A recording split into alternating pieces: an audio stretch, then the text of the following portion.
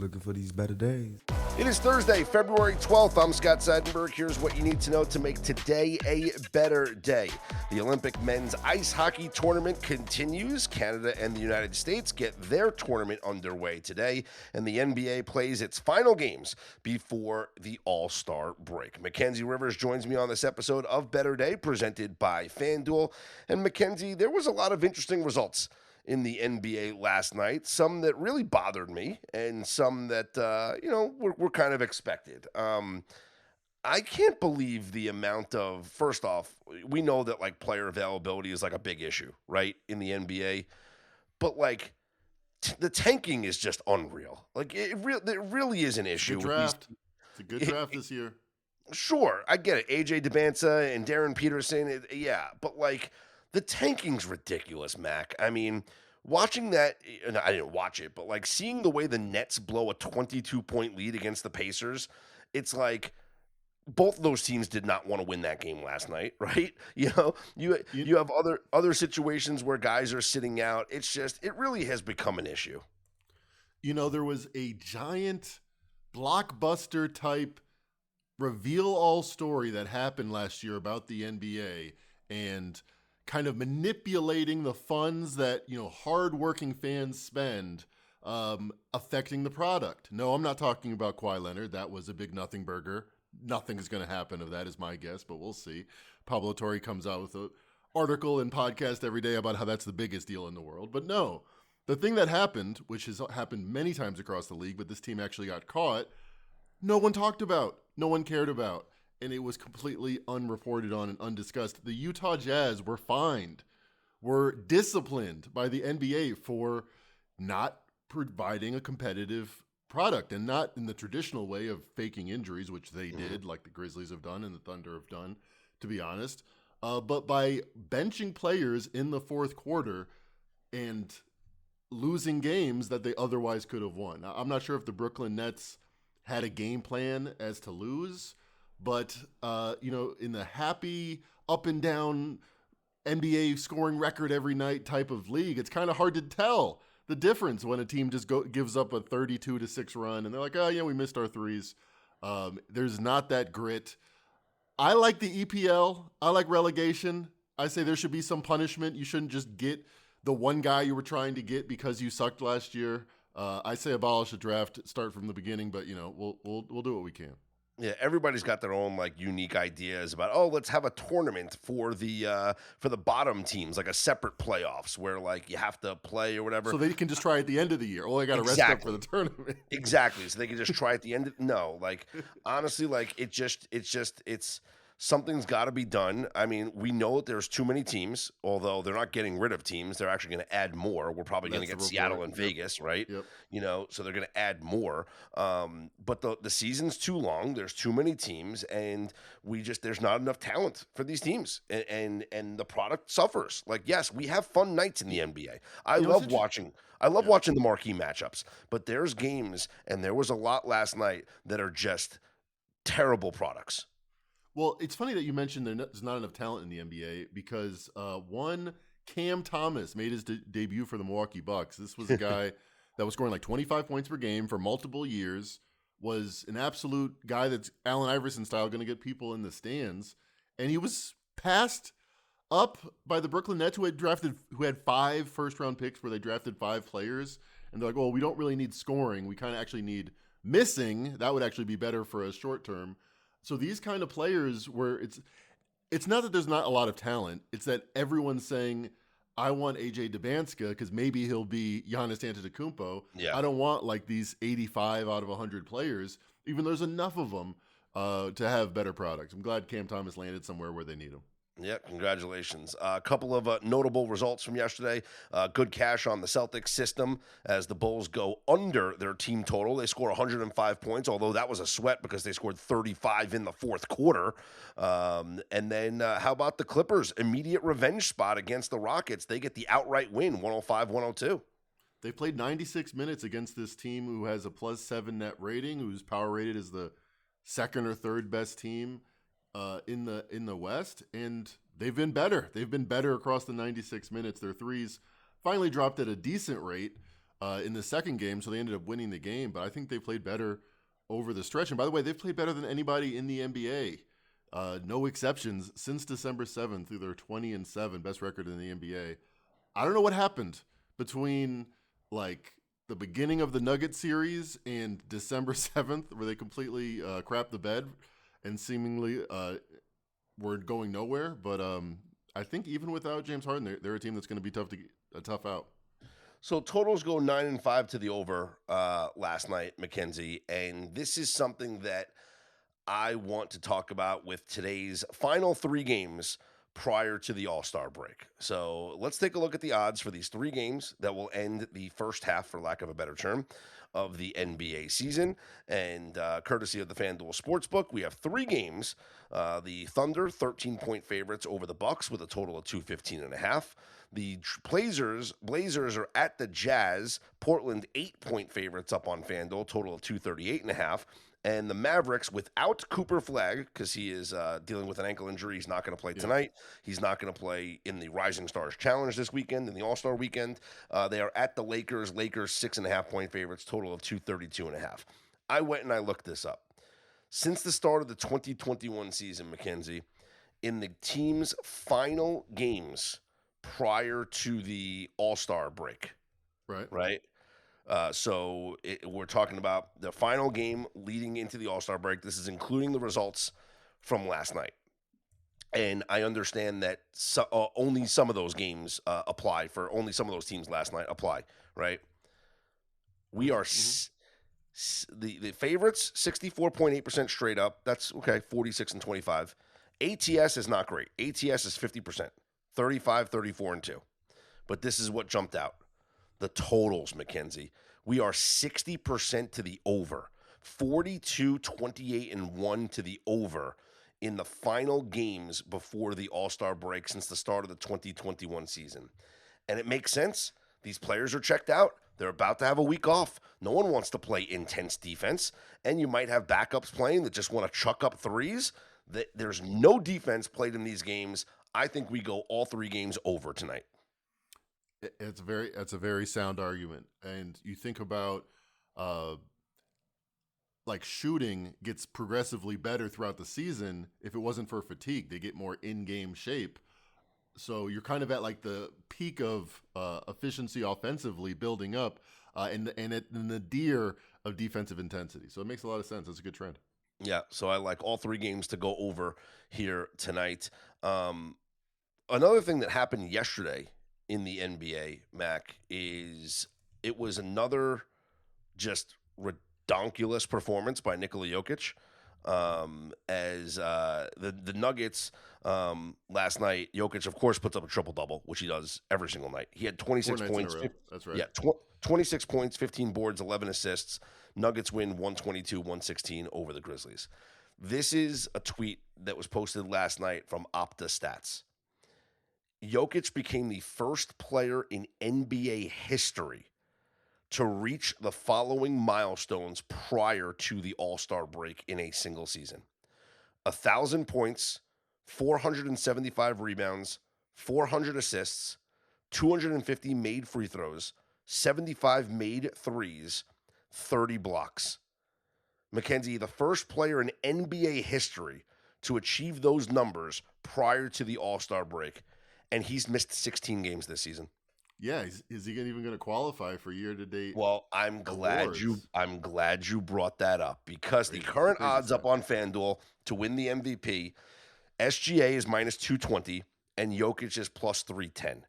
The only reason why Jokic is not the favorite to win the MVP, and by the way, you go look at John Hollinger's like player efficiency rating, Jokic is number one in the NBA this year, and that's usually who wins the MVP.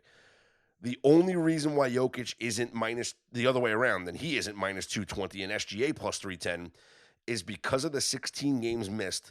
Jokic can only afford to miss one more game for the rest of the season before being ruled ineligible for postseason awards or for the regular season awards. Is it worth a bet at plus 310 right now to say that Jokic only misses one more game for the rest of the year? Well, the way I look at it, you have two outs. Number one is, Jokic could play 35 games. out of 36. That's possible. Number 2 is maybe Shea doesn't come back immediately after the All-Star break, or maybe he picks up another injury. So I could see a flyer. I'd see if there's value. I would take the guy that's playing currently over the guy that's been out for a couple weeks and may come back. I would contend, though, that there's 2 reasons. Number 1 is Jokic is more likely to not make the threshold. Number 2 is the Thunder have been a lot better. And you're right. 9 out of 11 years, the number 1 player efficiency rating guy, whether it was Embiid when he won it or Jokic when he won it, wins the award. Jokic is 1 in almost all these metrics. Shea is 2. But it's also like 8 out of 11 are the number 1 seed, or at least the number 2 seed, I think, is 10 out of 11. So Jokic actually bucked that. He won it as the 6th seed. But the records will come into play by the end. All right, interesting stuff there. Again, the final 3 games tonight before the NBA All-Star break. Coming up on tomorrow's show, we'll take a look at the early odds for the three-point contest All-Star Saturday night, which actually is not going to be All-Star Saturday night, Mackenzie. It's actually All-Star Saturday afternoon. And I was curious, like, why does All-Star Saturday night start at 5 o'clock Eastern time? Like, the three-point contest is going to be at, like, 5 o'clock Eastern time on Saturday. Sunlight out. I know. I'll be watching that stadium swim in the sun. Yes. Well, it's because, Mackenzie, the NBA All-Star festivities is on what network? Disney? No, Peacock. It's on Peacock, who also broadcasts children's television. No. Nickelodeon. The Winter Olympics, Mackenzie. Okay. So it's like tape delay days in the 80s. We're second-class citizens here in the NBA. So because of the Olympics broadcast at night, you will have earlier NBA All-Star festivities this weekend. Speaking of the Olympics, I have not. Yeah. Speaking of the Olympics, I have a question. Are they broadcasting everything live? I mean, I know it's a weird time difference. Yeah, for the most part, you get a lot of stuff on Peacock. Yeah, you get everything live. You can get Right, good. All the ice dancing and stuff. But let's talk hockey. Nobody does selling better than Shopify. Shopify is the home of the #1 checkout on the planet. And the not-so-secret secret, with Shop Pay that boosts conversions up to 50%, meaning way less carts go abandoned and way more sales going through. So if you're into growing your business, your commerce platform better be ready to sell wherever your customers are scrolling or strolling. On the web, in your store, in their feed, and everywhere in between.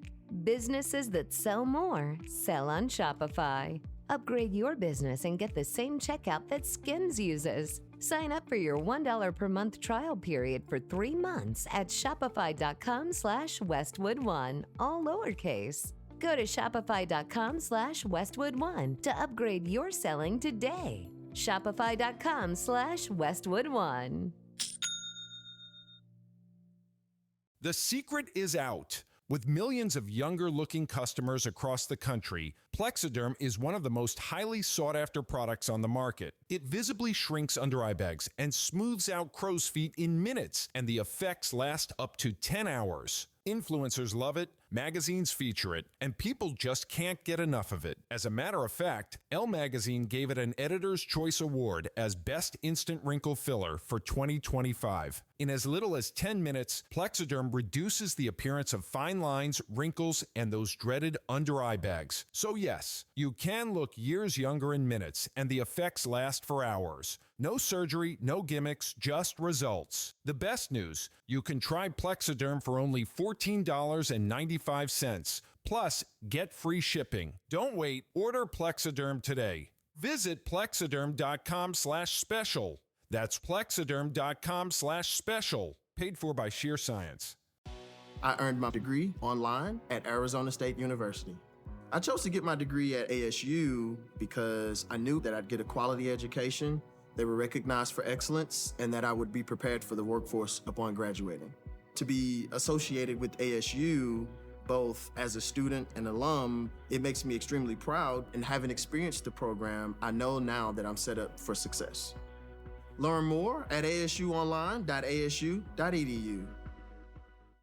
The men's Olympic ice hockey tournament began yesterday with 2 games, and we had 2 surprising results, Mackenzie. One was an upset, actually, in the game, where Slovakia defeated Finland 4-1, where some would say Slovakia got goalied, as the Finland, Finland, got goalied, as Finland put up 39 shots on Samuel Halavak.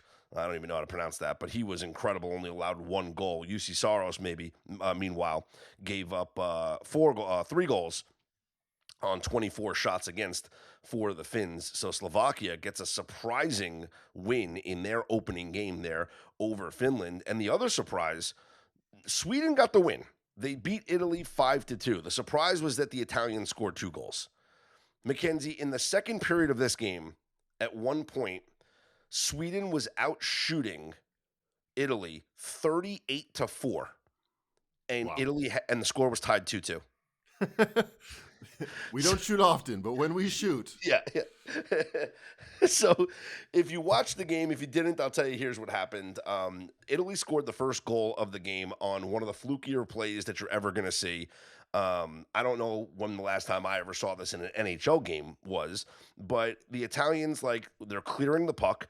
A guy just shoots it all the way down the rink on net, and it goes to the net. So Sweden's goaltender, Philip Gustafsson of the Minnesota Wild, stops the puck, and then he goes to play it with his stick, and shoot it away, right, to clear it down the ice to his teammates. Mackenzie, he drops his stick. He went to play the puck, and he dropped his stick. And as he drops his stick, there's an Italian player coming to skate for the puck, and Gustafsson just has to skate backwards back into his net, and he gives up a goal. I've never seen that. I've seen guys maybe drop their stick behind the net, when they go to play the puck and there's a couple of defenders there that are in your way. No one was around him. Literally, he's about to just shoot shoot the puck back to his teammates, and he drops his own stick. Could he? You can't kick the puck? Is that a violation? I mean, at that point, there was an Italian player right there. He had to back up and go to try and defend the goal. So that was a fluke goal. And then 1 minute into the second period, again, Sweden's dominating. It's a 2-1 score, and Italy, they dump the puck. Bad defense by Sweden. So an Italian player goes and gets it, right? And he wraps around the net, and Gustafsson's just in terrible position, not anticipating that there's going to be a pass and a one-timer. He pushes over to the other side to make the save, and his glove is just too slow, and he doesn't make the save on a shot from a guy that is going to be bagging groceries next week. He's literally not an NHL player. And the announcer's like, "Ooh, Gustafsson's going to want that one back." And it's yeah, you think? He just let some minor leaguer just score on him and just on a straightaway shot. It was pretty embarrassing, honestly, that he should be embarrassed, because the quality of goaltender that he is, to allow those goals. Again, the shots were 38-4 in the second period, and the game was tied at 2. Just crazy stuff. Have you heard of the Chicago Wolves? No. They are a professional hockey team out of Chicago. I think we'd take some Italian players down there. Very fun atmosphere. Okay. And I'm not trying to disrespect the Italian players. I'm just saying, just because he's not an NHL player doesn't mean he'll be bagging groceries. Listen, they all play in Europe. They all play in these leagues. Come play for the Chicago Wolves. Exactly. The United States and Canada will get their tournament underway today. And yes, we do have some plays on these games. Taking a look at the games, though, by the time you're listening to this pod, maybe Canada is already playing. Depends on where you are. That game is going to be at 10:40 a.m. Eastern time, and then the United States at 3:10 Eastern time against Latvia. So Canada takes on the Czech Republic, the United States against Latvia. You have to shop around to look at the different sports books to offer the puck lines and whatnot. As far as the totals are concerned, up on FanDuel, Canada is the total in that game. Canada-Czechia is over 6.5. And the under is juiced. The United States and Latvia, total of 6.5. The over is juiced. I like the over in the Canada game because Canada has a real issue in net, Mackenzie. Jordan Binnington this season, John Cooper, the head coach of Canada, who's the head coach of the Tampa Bay Lightning, he hasn't announced a starting goaltender for this game, but yesterday at their final practice before their game, right? Jordan Binnington was in one of the nets, and on the other side of the ice in the other net was both goaltenders in Logan Thompson and who else is Logan Thompson and why am I drawing a blank on the other Canadian goaltender here? They were splitting time. Maxime So naturally, Crepeau? what'd you say? Oh, he's a soccer player. No. So naturally, like obviously, if you're just looking at the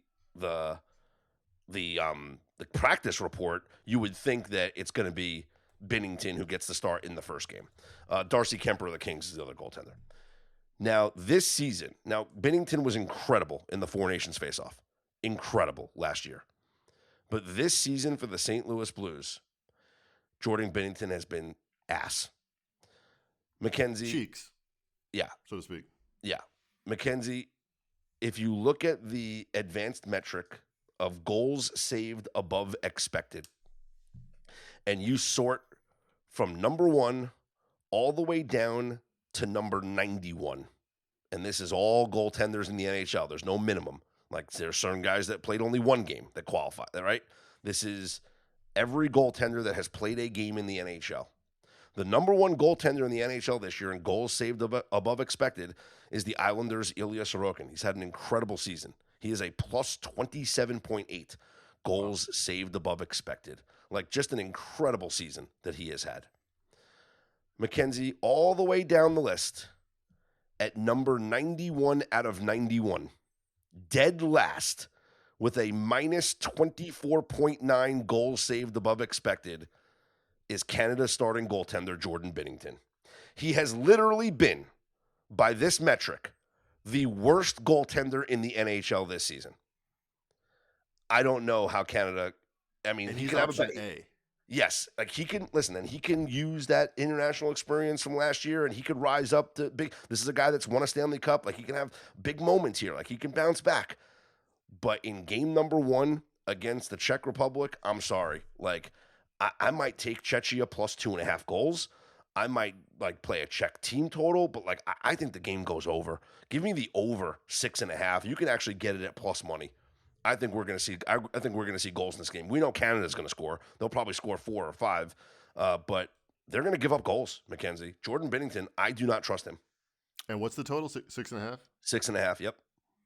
Jordan Binnington, by the way, I like the play. 50 to 1. No, 500 to 1 to win the Vezina Award. So, probably tough for him to get there. Yeah. That's just certainly. I think it's going to be a long way for him to do that. For the United States and also for Czechia, Karel Vejmelka of the Utah Mammoth is going to be their goaltender today. So maybe he can maybe he could surprise. Canada might be up for a rock fight that they weren't planning on. The United States takes on Latvia. Connor Hellebuck's going to get the start in net for the United States. Last season, he was not just the Vezina Trophy winner as the best goaltender in the NHL, he was also the Hart Trophy winner as the league's MVP.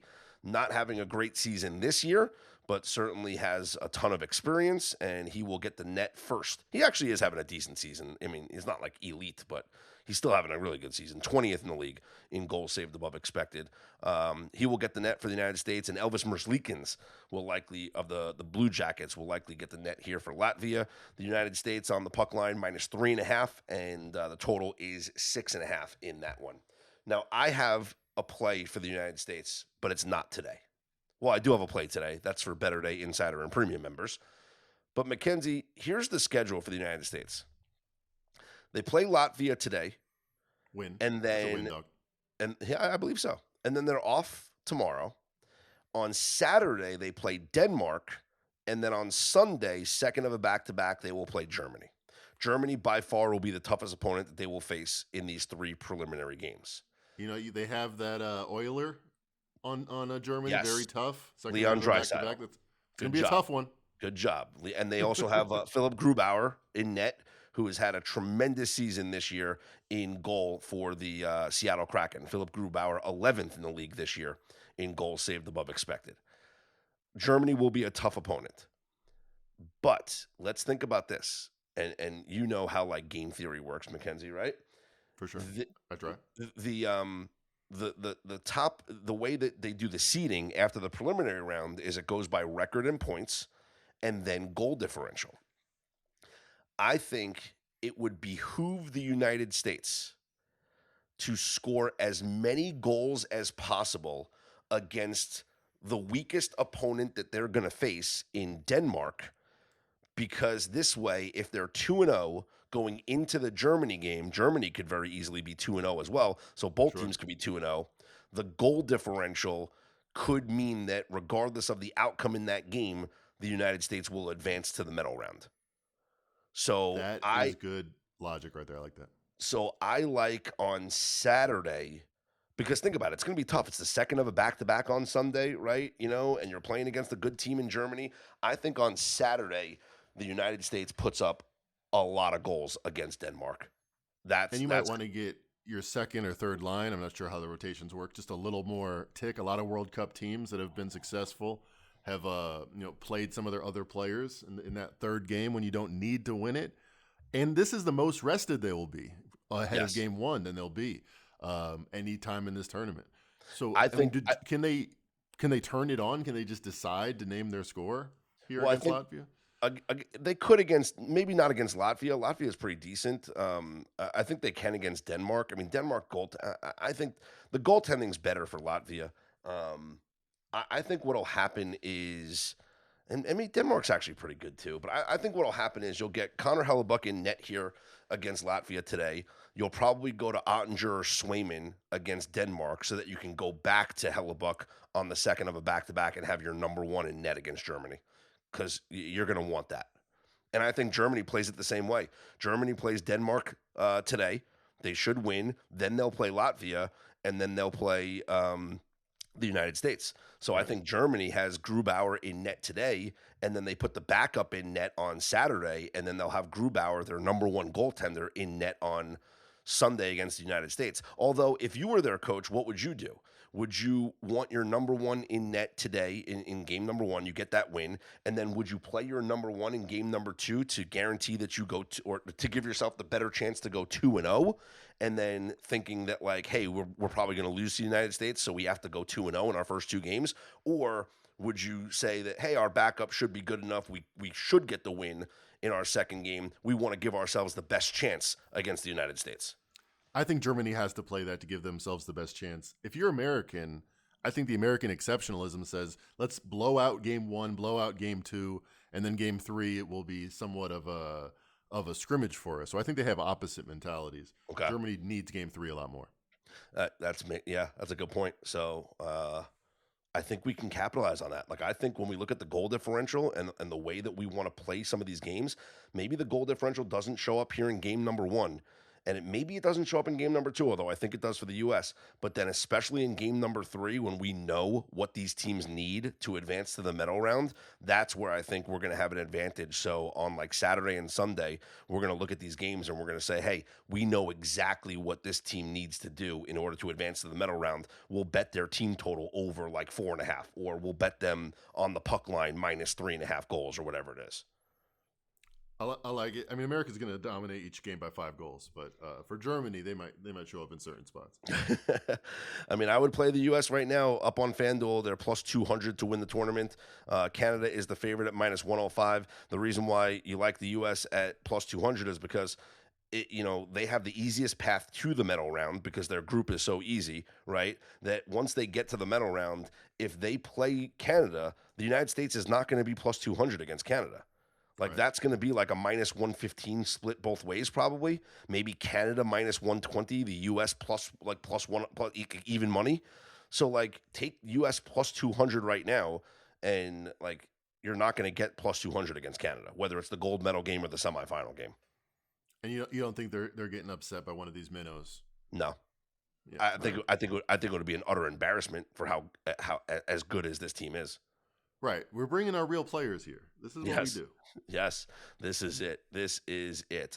We will have Olympic plays up. Actually, there are, as we record this pod, there actually are already 3 Olympic plays for today that have been sent out to Better Day Insider and Premium members, always up on the picks page, up on betterday.com.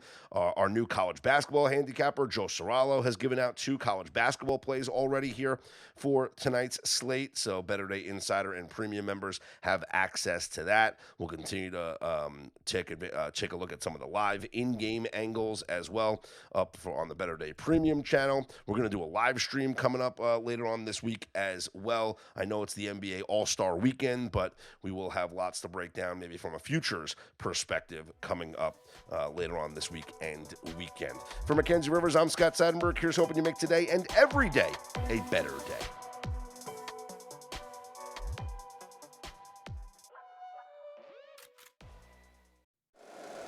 If you like the show, please take a moment to rate, review, and subscribe. It really does help the show to grow.